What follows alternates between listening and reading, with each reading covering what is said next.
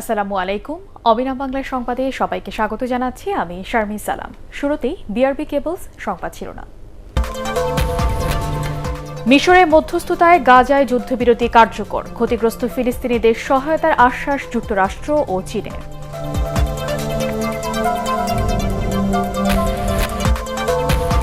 সহানুভূতি নয়, আগ্রাসন বন্ধে দরকার স্থায়ী সমাধান, এটিএন বাংলাকে বললেন ফিলিস্তিনি রাষ্ট্রদূত ইউসুফ রামাদান।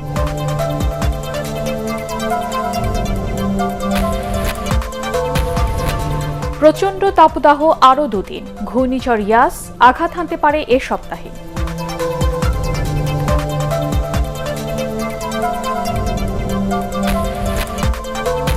এবং করোনা সংক্রমণ বাড়ায় টেকনাফে ৩০ মে পর্যন্ত বিশেষ লকডাউন, রোহিঙ্গা ক্যাম্পেও কঠোর বিধিনিষেধ।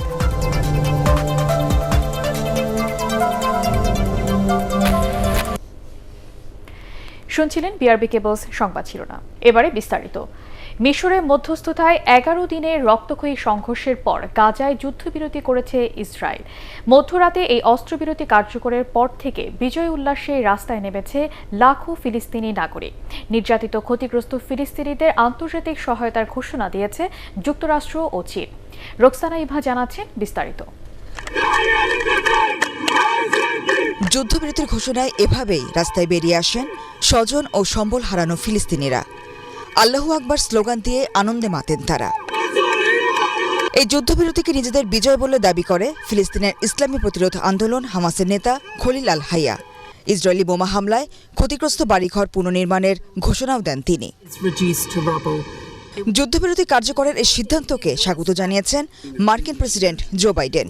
ফিলিস্তিনিদের সহায়তায় বিশ্ব সম্প্রদায়কে এগিয়ে আসার আহ্বানও জানান তিনি। বাইডেনের ভূমিকার জন্য তাকে স্বাগত জানায় যুদ্ধবিরতির উদ্যোক্তা মিশর। যুক্তরাষ্ট্রের পাশাপাশি যুদ্ধবিধ্বস্ত ফিলিস্তিনে দ্রুত মানবিক সহায়তা পৌঁছানোর ঘোষণা দিয়েছে চীন।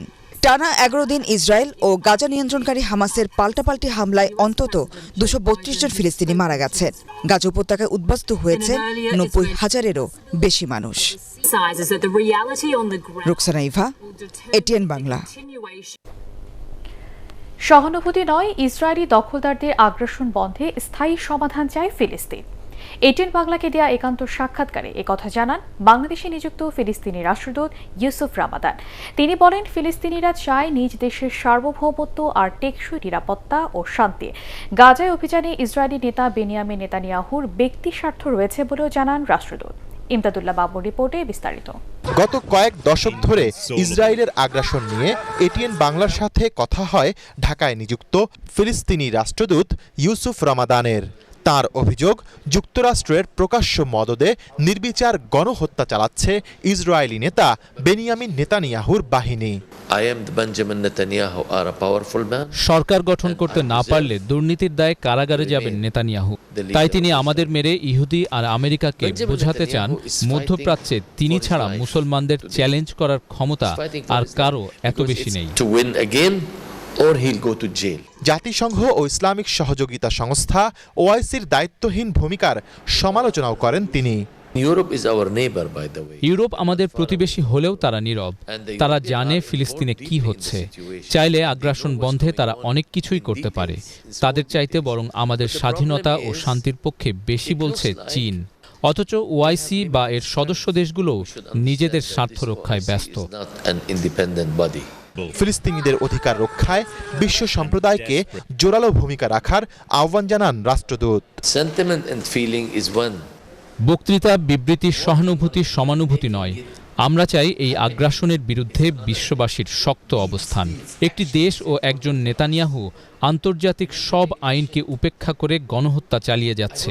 বিশ্বের অন্যান্য দেশের মতো আমাদেরও শান্তি ও নিরাপত্তার অধিকার আছে। তা আমাদের ফিরিয়ে দিতে সবাইকে এগিয়ে আসার অনুরোধ করছি। বাংলাদেশিরা ফিলিস্তিনিদের জন্য যা কিছু করেছে বিশ্বে তা অনন্য বলে ভূয়সী প্রশংসা করেন ইউসুফ রামাদান। ইমদাদুল্লাহ বাবু, এটিএন বাংলা, ঢাকা। হাসপাতালে চিকিৎসাধীন বেগম খালেদা জিয়ার শারীরিক অবস্থার উন্নতি হলেও এখনও তিনি হার্ট, কিডনি সহ কোভিড পরবর্তী নানা জটিলতায় ভুগছেন বলে জানিয়েছেন বিএনপি মহাসচিব মির্জা ফখরুল ইসলাম আলমগীর। জাতীয় প্রেসক্লাবে মহিলা দলের সভায় তিনি একথা বলেন। স্বাস্থ্য খাতে সরকারের দুর্নীতির চিত্র প্রকাশ করায় সাংবাদিক রোজিনা ইসলামকে কারাগারে যেতে হয়েছে বলে অভিযোগ করেন তিনি। সমস্ত কিছুকে ধ্বংস করে দিয়েছে, বিচার ব্যবস্থা ধ্বংস, প্রশাসন ধ্বংস, অর্থনীতির লক্ষ্য তো একটা, লুটপাট। স্বাস্থ্য মন্ত্রণালয় একটা ড্রাইভারের 300-400 কোটি টাকার সম্পদ ওনারাই ছাপিয়েছেন। সুশাসনের স্বার্থে অপরাধী যেই হোক তাকে আইনের আওতায় আনা হচ্ছে বলে জানিয়েছেন আওয়ামী লীগের সাধারণ সম্পাদক ও সেতুমন্ত্রী ওবায়দুল কাদের। দুর্নীতি অপকর্মীর বিরুদ্ধে সরকার নিজ দলের কাউকে ছাড় দিচ্ছে না বলেও জানান তিনি। রাজধানীতে তার সরকারি বাসভবনে নিয়মিত ব্রিফিংয়ে এসব কথা জানান তিনি। এদেশে বিএনপির মতো ব্যর্থ রাজনৈতিক দল আর নেই বলে উল্লেখ করেন তিনি। দুর্নীতি ও অনিয়মের বিরুদ্ধে সরকারের অবস্থান অত্যন্ত কঠোর ও স্পষ্ট। দুর্নীতি অপকর্মের ব্যাপারে সরকার নিজের দলের লোককেও কখনো ছাড় দেয়নি এবং যে মহল থেকে দুর্নীতি হোক না কেন, যে কেউ দুর্নীতি অনিয়মের সাথে জড়িত থাকুক সেটাও আইনের আওতায় অবশ্যই নিয়ে আসতে হবে। প্রচণ্ড রোদ আর তাপদাহ আরও দুদিন থাকবে, তারপর ভারী বৃষ্টির সম্ভাবনা বলে জানিয়েছে আবহাওয়া অফিস। এদিকে বঙ্গোপসাগরে একটি লঘুচাপ তৈরি হচ্ছে, যা ঘূর্ণিঝড়ের রূপ নিতে পারে বলেও জানানো হয়েছে। আরও জানাচ্ছেন হুমায়ুন চিশতি। গত কয়েকদিন ধরেই খরতাপে পড়ছে গোটা দেশ। তাপমাত্রা উঠেছে 42 ডিগ্রি সেলসিয়াসে, আর বাতাসে আর্দ্রতা বেশি থাকায় অস্বস্তিটাও বেশি। কষ্ট পাচ্ছেন খেটে খাওয়া মানুষ। আবহাওয়া অফিস বলছে চলমান তাপদাহ সইতে হবে আরও দুদিন। ঢাকা ডিভিশন আছে, রাজশাহী আছে, তারপরে খুলনা আর বরিশাল, 4টা ডিভিশনের মোটামুটি তাপপ্রবাহ চলছে। ওদিকে টেম্পারেচার হলো 36 বা তার অ্যাবাভ, কিন্তু বাতাসের জলীয় বাষ্পের পরিমাণ বেশি থাকার কারণে সেটা অনুভূত হচ্ছে একটু বেশি। গরমের সাথে সাগরে একটি লঘুচাপ তৈরি হচ্ছে, যা ঘূর্ণিঝড়ে পরিণত হতে পারে। ইয়াস নামের এ ঝড় 25 অথবা 26 মে ভারত বাংলাদেশের উপকূল অতিক্রম করবে। ইন্ডিয়ান ওশানে বিশেষ করে বে অফ বেঙ্গলে একটা সাইক্লোন হওয়ার সম্ভাবনা আছে। যদি হয় তাহলে এটা নামকরণ হতে পারে ইয়াস। উড়িষ্যা, বাংলাদেশ কিংবা ওয়েস্ট বেঙ্গল এই কোর্স দিয়ে অতিক্রম করার সম্ভাবনাটাই বেশি। আবহাওয়ার বৈরী আচরণে এবছর বৃষ্টি অনেক কম, আর তাতেই তাপপ্রবাহ হয়ে উঠেছে অসহনীয়। এর ফলে আমলিচু সহ কিছু ফসলেরও ক্ষতি হয়েছে। হুমায়ুন চিশতি, এটিএন বাংলা, ঢাকা। হঠাৎ করেই এলাকায় করোনা ভাইরাস সংক্রমণের হার আশঙ্কাজনকভাবে বেড়ে যাওয়ায় কক্সবাজারের টেকনাফে আজ থেকে 10 দিনের বিশেষ লকডাউন শুরু হচ্ছে। মহামারী পরিস্থিতি নিয়ে জেলা প্রশাসনের এক ভার্চুয়াল সভায় এই সিদ্ধান্ত নেওয়া হয়। টেকনাফের ইউএনও পারভেজ চৌধুরী জানান, বিশেষ এই লকডাউনে 30 মে পর্যন্ত। এ সময় টেকনাফ থেকে কেউ বাইরে যেতে পারবে না, বাইরের কেউ সেখানে প্রবেশও করতে পারবে না। ওষুধের দোকান ও হাসপাতাল ছাড়া হাটবাজার সহ সব ধরনের দোকানপাট বিকেল 5টার পর থেকে বন্ধ থাকবে। চিকিৎসা ও অসুস্থ রোগী পরিবহন ছাড়া যানবাহন চলাচলও বন্ধ থাকবে। উখিয়ার কয়েকটি রোহিঙ্গা ক্যাম্পে এই কঠোর লকডাউন থাকবে। রাজধানী হাসপাতালগুলোতে আবারও বাড়তে শুরু করেছে করোনা রোগীর সংখ্যা। তবে রোগীর চাপ এখনও নিয়ন্ত্রণের মধ্যেই রয়েছে বলে জানিয়েছেন হাসপাতাল কর্তৃপক্ষ। স্বাস্থ্যবিদরা জানিয়েছেন, আরও 1 সপ্তাহ পর্যবেক্ষণের পর জানা যাবে ঈদে মানুষের যাতায়াতের কারণে করোনা পরিস্থিতিতে কতটা প্রভাব পড়ছে। একরামুল হক সাহেবের রিপোর্ট। রোগী নিয়ে তেমন ব্যস্ততা নেই রাজধানীর ডিএনসিসি করোনা বিশেষায়িত হাসপাতালে। শুক্রবার ভোর 6টা থেকে দুপুর 12টা পর্যন্ত কোনো রোগী ভর্তি হননি এখানে। হাসপাতাল কর্তৃপক্ষ বলছে 1000 বেডের মধ্যে মাত্র 61টি শয্যায় রোগী আছে। ঈদের পরের দিন থেকে 10-12 জন 15 জন করে আসতেছে। সোহরাওয়ার্দী হাসপাতালের দৃশ্যও প্রায় একই রকম। করোনা উপসর্গ নিয়ে আসা মানুষের সংখ্যা কম। আইসিইউর আসনগুলো করোনা রোগীদের জন্য নির্ধারিত করে রাখায় বিপাকে পড়তে দেখা গেছে অন্য রোগীদের। আইসিইউ ছাড়া তো আমার রোগী বাঁচানো যাবে না, এখন এখানেও আইসিইউর সমস্যা, তাহলে আমি রোগীটা নিয়ে কোথায় যাব? চিকিৎসকরা বলছেন বর্তমানে 70-75 জন করে রোগী ভর্তি রয়েছেন। এই সংখ্যা কয়েকদিন ধরে বাড়ছে। একটা রোগী দেখছি বেশ খারাপ অবস্থায় আসছে, এবং তাকে একটা রোগী জাস্ট এমার্জেন্সিতে ভর্তি দিয়েছে, আইসোলেশন আসার পরে 10-15 মিনিট পরেই মারা গিয়েছে। রোগী তো আসলে কন্টিনিউয়াসলি বাড়ছেই। আমরা আরও 7 দিন লক্ষ্য রেখে বলতে পারবো যে আসলে এই জনস্রোতের ফলে আমাদের কোভিডের অবস্থাটা কী। ঈদের পর হাসপাতালগুলোতে বাড়তে শুরু করেছে করোনা পরীক্ষার চাপও। ইকরামুল হক সায়েম, এটিএন বাংলা, ঢাকা। এবারে জানাবো আল রাফা ইসলামী ব্যাংক অর্থ সংবাদ।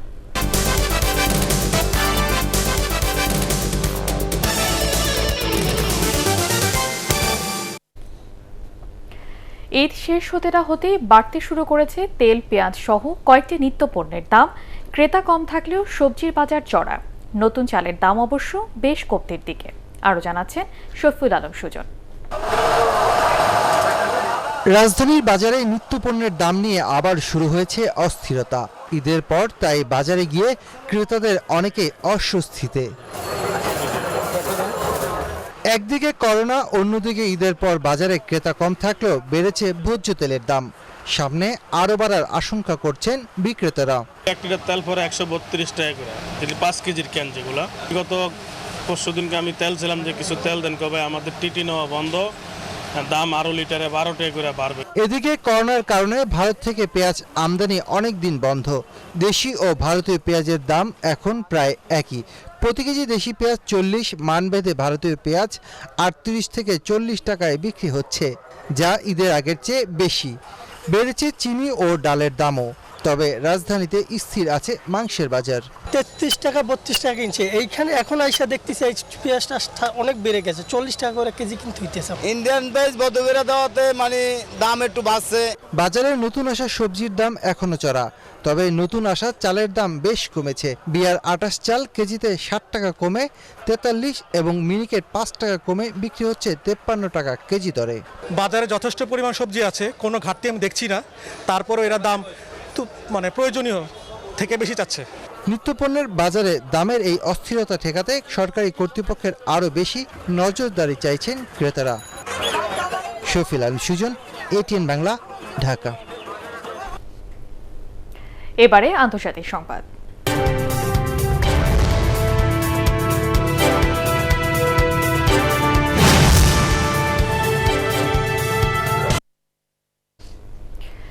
ভারতে একদিনে করোনা আক্রান্তের সংখ্যা নেমে এসেছে 2.5 লাখের কাছাকাছি।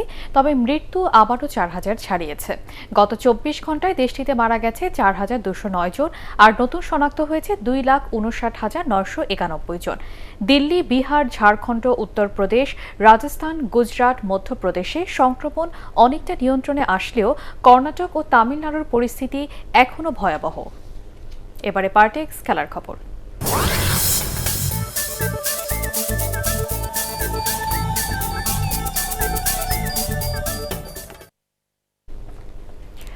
শ্রীলঙ্কাকে হারাতে হলে বোলিংয়ের সাথে ব্যাটিং এবং ফিল্ডিংয়েও সেরা পারফরমেন্স দেখাতে হবে বাংলাদেশকে, বললেন তামিম ইকবাল। 23 মে প্রথম ম্যাচকে সামনে রেখে অনলাইন সংবাদ সম্মেলনে ওয়ানডে অধিনায়ক আরও জানান, বিশ্বকাপে দুর্দান্ত খেলা সাকিব আল হাসান আবারও ব্যাটিং করবেন 3 নম্বরে। রিপোর্ট করছেন এসএম আশরাফ। 2023 ওয়ানডে বিশ্বকাপে পয়েন্ট টেবিলের সেরা 8 দল সুযোগ পাবে সরাসরি টুর্নামেন্ট খেলার। লিগ টেবিলে বর্তমানে বাংলাদেশের অবস্থান 6, আর শ্রীলঙ্কা আছে 13 নম্বরে। প্রতি ম্যাচ জয়ে 10 পয়েন্ট করে পাবে দলগুলো। সিনিয়রদের ছাড়া খেলতে আসা কুশল পেরেরার দলের বিপক্ষে স্বাগতিকরা মাঠে নামবে ফেভারিট হিসেবেই। যেহেতু আমরা খুব বেশি হোম সিরিজ খেলবো না ওডিআইতে, তাহলে আমাদের জন্য এটা একটা বড় চ্যালেঞ্জ যে এই চ্যালেঞ্জে যেরকম আমরা সাকসেসফুল হতে পারি টু গেট ম্যাক্সিমাম পয়েন্টস এই সিরিজ থেকে। সিরিজের আগে নিজেদের মধ্যে একমাত্র প্রস্তুতি ম্যাচে 50 করেছেন মাহমুদুল্লাহ রিয়াদ, সৌম্য সরকার। তবে প্রস্তুতিটা ভালো হয়নি সাকিব আল হাসানের। তামিম জানান, শ্রীলঙ্কাকে সমীহ করছেন তারা। Bowling is a very important part. আমার কাছে মনে হয় যে ম্যাচ জিততে হলে you have to bowl well, কারণ অনেক সময় দেখা যায় আপনি খুব ভালো ব্যাটিং করেও যদি আপনি ভালো বোলিং না করতে পারেন, you are not going to win games. মিরপুরে দিবারাত্রির প্রথম ওয়ানডেতে রোববার মুখোমুখি হবে 2 দল। এরপর 25 ও 28 মে হবে বাকি 2 match. SM Ashraf, ATN Bangla, Dhaka. শেষ করার আগে বিআরবি কেবলস সংবাদ শিরোনাম আরেকবার। মিশরের মধ্যস্থতায় গাজায় যুদ্ধবিরতি কার্যকর, ক্ষতিগ্রস্ত ফিলিস্তিনিদের সহায়তার আশ্বাস যুক্তরাষ্ট্র ও চীনের।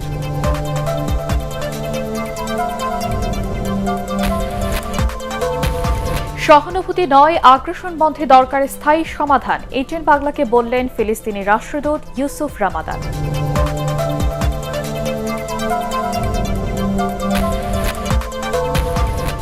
প্রচণ্ড তাপদাহ আরও 2 দিন, ঘূর্ণিঝড় ইয়াস আঘাত হানতে পারে এ সপ্তাহে।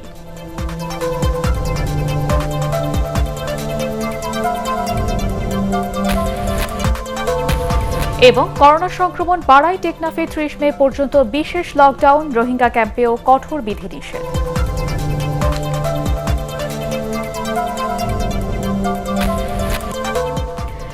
পরবর্তী সংবাদ দেখার আমন্ত্রণ জানিয়ে এখনকার মতো শেষ করছি। করোনা ভাইরাস থেকে নিজেকে সুরক্ষিত রাখতে মাস্ক পরুন, বারবার হাত পরিষ্কার করুন।